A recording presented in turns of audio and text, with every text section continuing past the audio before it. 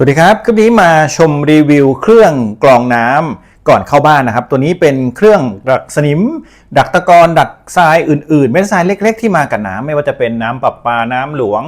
น้ำบ่อน้ำบาดาลใช้ได้หมดนะครับกรณีที่คุณมีช่องทางเดินน้ำเข้าบ้านเป็นหลักนะก็คือตัวเนี้ยจะมากรองทั้งหมดเลยก่อนเข้าแท้งด้วยนะครับยิ่งถ้าคุณมีแท้งเนี่ยโอเคพอจะช่วยได้เพราะว่ามันจะตกตะกอนแต่ถ้าเกิดคุณไม่มีแท้งน้ำให้ตกตะกอนเลยเข้าบ้านเลยทันทีน้ำบ่อน้ำบาดาลเนี่ยอันตรายมากนะครับตะกอนไม่ว่าจะเป็นสนิมทรายหรือมาจากท่อน้ำเก่าๆที่เป็นท่อโบราณท่อเหล็กก็แล้วแต่อันตรายมากตัวนี้จะมาช่วยได้นะครับแนะนำเลยฟิลิปรุ่น AWP 1830 รุ่นนี้ดีมากๆนะครับเขาออกแบบมาเพื่อกรองสนิม40ไมครอนมากกว่า40ไมครอนจะถูกดักหมดเลยนะครับ40ไมโครเมตรนะซึ่งการดักตะกอนใหญ่ไว้ก่อนล่วงหน้าก็จะไปช่วยเครื่องกรองน้ำของคุณในกรณีที่คุณมีเครื่องกรองน้ำดื่มด้วยทำให้ไส้กรองเครื่องกรองน้ำดื่มเนี่ยมันเต็มช้าลงนะครับอันนี้ก็เป็นข้อดีนะในการใช้เครื่องนี้ไม่ต้องเปลี่ยนไส้กรองนะครับมาพร้อมกับไส้กรองสเตนเลสที่สามารถทำความสะอาดตัวเองได้นะครับตัวนี้ผมก็ตั้งใจเอามากรองน้ำก่อนเข้าบ้านนะครับถ้าเกิดดีเนี่ยจะเอามากรองน้ำก่อนเข้าคอนโดอีกทีนึงก็เอามารีวิวก่อนในชุดแรกนะครับตัวนี้ก็เห็นเขารีวิวแล้วค่อนข้างดีนะมาดูด้วยกันว่ามีส่วนประกอบอะไรบ้างนะครับตัวนี้ตัวแรกเป็นคู่มือนะครับการใช้งานการติดตั้งก็ง่ายดูทางเว็บก็ได้หรือรูปผมก็ได้นะมาพร้อมกับสายยางสีขาวตัวนี้เป็นสายยางสำหรับปล่อยน้ำทิ้งตอนล้างนะแล้วก็มีโอลิงสำหรับรองข้อต่อนะครับ3เส้นมีโอลิงเส้นใหญ่1เส้นนะครับนี่คือในกล่องแล้วก็มาพร้อมกับข้อต่อทองเหลืองโอ้โหนี่ดูดีมากข้อต่อทองเหลืองน้ำเข้าและน้ำออกนะตัวนี้ก็สำหรับท่อ6หุ่นนะครับ3/4นะผมลองแล้วเนี่ยผมจะเอามาใช้แบบนี้นะครับแล้วก็ขันน็อตให้ครบถ้วนนะครับจากนั้นก็เอาไปกั้นระหว่างท่อน้ำเข้าได้เลยนะครับปกติท่อน้ำเข้าก็จะเป็นขนาด3/4หรือ6หุ่นอยู่แล้วนะครับตัวเครื่องก็จะเป็นแบบนี้ถือว่าไม่ใหญ่ไม่เล็กนะครับคุณต้องเช็คก่อนว่ามีพื้นที่ที่จะวางหรือเปล่าแล้วก็ใส่ได้หรือเปล่าถ้าเกิดใส่ไม่ได้เนี่ยคุณจะต้องหักเลี้ยวท่อน้ำของคุณเป็นลักษณะไหนขึ้นเพื่อที่จะให้พื้นที่ตรงนี้สามารถตั้งได้อันนี้อีกเรื่องหนึ่งนะตัวนี้มาพร้อมกับความสามารถที่ค่อนข้างดูโดดเด่นไม่เหมือนใครนะครับการติดตั้งค่อนข้างง่ายถือว่าง่ายมากๆนะครับลักษณะคือตรงนี้น้ำเข้าฝั่งนี้แล้วเขาจะผ่านไส้กรองในตัวเครื่องแล้วก็ออกฝั่งนี้มันเป็นการเข้าและออกแบบนี้เลยเครื่องนี้มาพร้อมกับไส้กรองสเตนเลสภายในที่เป็นความสามารถพิเศษในการออกแบบมาทำให้เราไม่จำเป็นต้องเปลี่ยนไส้กรองนะครับไส้กรองสเตนเลสเวลาคุณสังเกตเห็นหรือคุณผ่านระยะเวลาหนึ่งมาคิดว่าตะกอนคงเยอะเงี้ยคุณก็สามารถที่จะหมุนแบบเนี้ยเพื่อล้างตะกอนได้นะครับล้างตะกอนแบบทวนเข็มล้างตะกอนแบบที่2ตามเข็มแล้วก็ปล่อยให้เขาล้างตะกอนอีกแบบหนึ่งก็คือ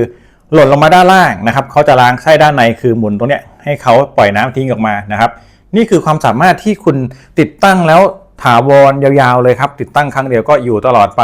นะครับเครื่องนี้มาพร้อมกับส่วนประกอบตามนี้ด้านบนก็คือเอาไว้ดูเพรสเชอร์นะครับดูแรงดันนะแล้วก็ตัวนี้เป็นตัวที่เอาไว้บ่งบอกว่าเรามีการปล่อยน้ำครั้งล่าสุดเดือนไหนนะครับเนี่ยmonthly turnable นะครับตัวเลขตรงนี้จะเป็น1 ถึง 12เป็นเดือนใน1ปีนะครับทางน้ำเข้าทางน้ำออกนะครับแล้วก็ตรงนี้จะเป็นเอาไว้ดูตะกอนนะครับแล้วก็มีตัวหมุนบอลวาล์วโคเวอร์แล้วก็ตัวนี้เป็นการปล่อยน้ำทิ้งนะครับตัวนี้ก็เป็นทางน้ำออกนี่ก็ประมาณนี้มีคู่มือการใช้งานเบื้องต้นครับตัวนี้ก็เป็นภาษาไทยนะครับจะมีตัวหมุนว่าเราจัดการ maintenance แล้วก็ติดตั้งในเดือนไหนมี1 ถึง 12ตัวเลขอยู่ตรงนี้นะครับแล้วก็จะมีชุดไส้กรองสแตนเลสอยู่ด้านในตัวโมดูลครอบนะครับแล้วก็จะมีส่วนประกอบที่ขูดบริเวณที่เอาไว้ขูดไส้กรองเพื่อนำกลับมาใช้ใหม่กรณีที่ไส้กรองมีตะกอนแล้วนะครับแล้วก็ฝาครอบมีสวิตช์ตัวนี้เอาไว้ระบายน้ำทิ้งฝาครอบด้านล่างแล้วก็จะมีตัวข้อต่อโอลิงมาให้ด้วยนะครับการใช้งานเบื้องต้นก็จะประมาณนี้อธิบายสั้นๆเข้าใจง่ายครับมีคู่มือภาษาอังกฤษที่เขาอธิบายไว้การใช้งานเบื้องต้นประมาณนี้แล้วก็การปล่อยน้ำทิ้งจะต้องปล่อยน้ำกี่นาทีเงื่อนไขอะไรบ้างคร่าวๆจริงๆก็ง่ายมากครับใช้งานได้ง่ายสุดเลยเครื่องนี้จุดที่ผมรู้สึกชอบตั้งแต่แรกเห็นก็คือความเป็นไส้กรองสแตนเลสครับแล้วก็กรองได้40ไมโครเมตรน้ำไหล4คิวต่อชั่วโมงนะทำความสะอาดตัวเองได้นี่คือสุดยอดเลยนะครับจุดที่รู้สึกคุ้มค่าก็คือติดตั้งแค่ตัวเดียวเลยครับสามารถกรองน้ำเข้าบ้านทั้งหมดเลย ฝุ่นเหล่านี้ที่ผมไม่เคยดักเลยก็คิดว่าน่าจะถูกเครื่องนี้ดักเอาไว้ได้ทั้งหมดนะครับโดยที่จุดสำคัญก็คือสามารถที่จะกรองสิ่งสกปรกพวกสนิมซึ่งเยอะมากความขุ่นตะกอนต่างๆนะครับโดยที่เขาให้อุปกรณ์มาครบแล้วติดตั้งง่ายตามนี้ทั้งหมดเลยนะครับวิธีติดตั้งเครื่องกรองสนิมกรองตะกอนน้ำก่อนเข้าบ้านของฟิลิปก็สามารถติดตั้งได้ง่ายครับตัวนี้เป็นรุ่น AWP 1830นะการใช้งานก็คือน้ำจะเข้าฝั่งนี้ออกฝั่งนี้นะครับด้านบนตรงนี้จะเป็นตัวเลขในการติดตั้งหรือในการที่จะล้างตะกอน1 ถึง 12นะครับคุณจัดการล้างตะกอนเดือนไหนคุณก็จะได้จดจำง่ายๆว่าเราทำเดือนไหนเขาทำมาให้แล้วหมุนตั้งถือว่าเราล้างเดือนเมษาก็เนี่ยครับใส่เดือน4อย่างเงี้ยเป็นการจำได้ง่ายๆด้านบนก็เป็นเอาไว้เช็คแรงดันน้ำครับตัวนี้จะได้รู้ว่าแรงดันน้ำมามากน้อยแค่ไหนเพียงพอหรือเปล่านะครับด้านล่างตัวนี้ก็เป็นสายยางปล่อยน้ำทิ้งแล้วก็ตรงนี้จะเป็นวาล์วปล่อยน้ำทิ้งนะครับถ้าเกิดใช้ไปสักพักหนึ่งส่องดูรู้สึกตะกอนติดนะครับหมุนเช็คดูโอ้ตะกอนเยอะแล้วคุณก็หมุนตรงนี้เพื่อที่จะให้เขาขูดล้างตะกอนตัวนี้จะเป็นไส้กรองแบบสแตนเลสนะที่เห็นอยู่ด้านในนะครับเล็กๆเนี่ย40ไมครอนเขาจะกรองดักตะกอนพวกสนิมฝุ่นที่มันขนาดใหญ่กว่า40ไมครอนไม่ให้เข้าบ้านจะเป็นการช่วยลดไส้กรองเครื่องกรองน้ำในบ้านอีกทีนะครับเวลาที่คุณกรองน้ำดื่มเนี่ยจะรู้สึกว่าไส้กรองมันเต็มช้ามากกว่าเดิมนะครับแล้วก็น้ำที่น้ำอาบอะไรพวกนี้จะถูกดักหมดเลยนะครับบ้านไหนที่ไม่มีถังดักตะกอนเนี่ยแนะนำเครื่องนี้เลยเหมาะมากๆก็ติดตั้งง่ายคุณก็เอาด้านเนี้ยไปใส่ท่อกั้นน้ำเข้านะครับแล้วก็ตรงเนี้ยน้ำออกจากนั้นก็ใส่สายยางแค่นี้เลยครับง่ายๆเลยนะครับในการติดตั้งเครื่องกรองน้ำฟิลิปรุ่นนี้นะครับก็จะต้องเตรียมสิ่งที่ต้องใช้ก็คือจะมีข้อต่อซึ่งเป็นเกลียวในตัวนี้จะเป็น3/4หรือ6หุ่นนะครับ2ตัวผมเตรียมมาแล้วเผื่อเรียบร้อยแล้วนะครับจะต้องใช้ฝั่งน้ำเข้าและน้ำออกเพื่อที่จะไปเชื่อมกับท่อเดิมนะขึ้นอยู่กับท่อของคุณเลยแล้วก็มีกาวนี่อันนี้เป็นกาวประปานะครับแล้วก็จะมีตัวที่พันเกลียวตรงนี้เนี่ยเป็นเทปพันเกลียวท่อน้ำทั่วไปนะครับแล้วก็จะมีเลื่อยหรือเป็นครีมตัดท่อประปาก็ได้แบบนี้ก่อนอื่นประกอบครับฝั่งน้ำเข้าตรงนี้สังเกตลูกศรตรงนี้นะน้ำเข้าคุณก็หมุนเข้าไปแบบนี้นะครับนี่คือการเตรียมก่อนผมเตรียมให้ดูนี่แค่นี้เลยเขาเป็นโอลิงยางฉะนั้นเหมือนกับเวลาที่เราหมุนฝักบัวพอเจอแบบเนี้ยน้ำก็ไม่รั่วแน่ๆนะครับนี่เป็นการออกแบบท่อประปาที่ถือว่าสะดวกสุดการใช้โอลิงยางแบบเนี้ยเยี่ยมเลยนะครับจากนั้นฝั่งนี้ก็เอามาหมุนเข้าไปนะครับหมุนให้แน่นแค่นี้เลยเนี่ยครับหมุนด้วยครีมก็ได้ด้วยมือจริงๆด้วยมือก็พอแล้วนะตรงนี้นะขอแค่เราทำให้น้ำไม่รั่วเพราะว่าแรงดันน้ำหลวงนี่ก็อาจจะเยอะหน่อยนะครับอันนี้ก็แน่นเท่าที่จะแน่นได้แต่ต้องไม่แน่นมากเกินไปแหละเพราะว่ามันเมนเทนยากหมุนออกทีหลังมันยากนะครับแล้วก็เอาตรงเนี้ยเอาหมุนเข้าไปคุณต้องพันเกลียวตรงนี้ก่อนนะเทปพันเกลียวนะครับนี่แบบนี้เลยคุณก็จะได้ลักษณะนี้นี่แบบนี้เลยนะครับไปกั้นทางน้ำเข้าบ้านน้ำเข้าฝั่งนี้ก็ตัดท่อประปาแล้วสวมเข้าไปเลยแล้วก็ตัดท่อประปาตรงนี้ก็สวมเข้าไปเลยเขาจะไปกั้นอยู่นะครับขั้นตอนถัดมาพันเกลียวครับให้คุณนึกถึงตอนที่คุณหมุนท่อเข้านะเวลาพันเกลียวให้พันเกลียวโดยที่เราจะต้องทิ้งปลายไปให้เป็นด้านฝั่งตามเข็มนาฬิกานะครับแบบนี้นะหมุนแบบนี้นะเวลาที่คุณหมุนตัวที่เป็นท่อ PVC เข้าไปเขาก็จะไม่ย้อนสอนนะหมุนแบบนี้นะครับลองดูนึกภาพตามนะลักษณะการพันเกลียวผมชอบพันแบบนี้เพราะว่าตอนสุดท้ายเนี่ยมันจะตามเข็มพอดีนะครับแล้วก็พันด้านในให้หนากว่าด้านนอกเนี่ยด้านในคือด้านนี้นะครับแล้วตรงเนี้ยให้บางกว่าเนี่ยสังเกตดูตรงนี้บางๆแล้วก็ค่อยๆหนาเข้าไปเรื่อยๆนะครับผมชอบใช้วิธีนี้เนี่ยประมาณนี้แล้วก็หมุนเข้าไปนะครับเขาจะค่อยๆแน่นเข้าไปเรื่อยๆเนี่ยแน่นเข้าไปเรื่อยๆเริ่มใช้แรงมากขึ้นนะครับเนี่ยโอ้นี่คือแน่นแล้วนะหนึบๆแน่นๆไปได้อีกนะครับจริงๆไปได้อีกก็โอเคตึงมือละคิดว่าแน่นละนะครับโอเคนี่คือพอแล้วสำหรับด้านนี้เป็นด้านฝั่งน้ำเข้านะลองอีกทีก็ได้นะครับแน่นตึงมากๆแล้วนะนี่คือยังไม่สุดไปได้อีกนะครับแต่ผมพอละโอเคประมาณนี้ก็ตัดเลยนะครับสังเกตดู ปลายที่ผมทิ้งเอาไว้คือมันจะตามเข็มนาฬิกาพอดี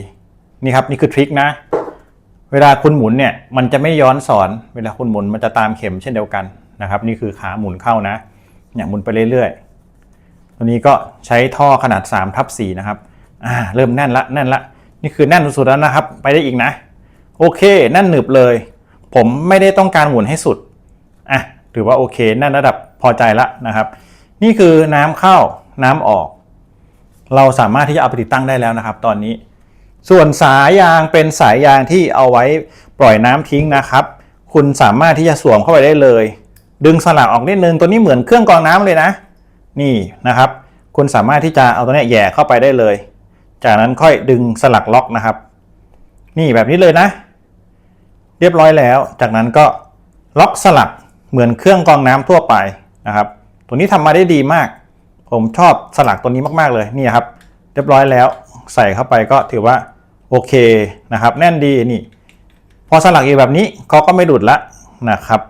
พร้อมใช้งานผมก็จะติดตั้ง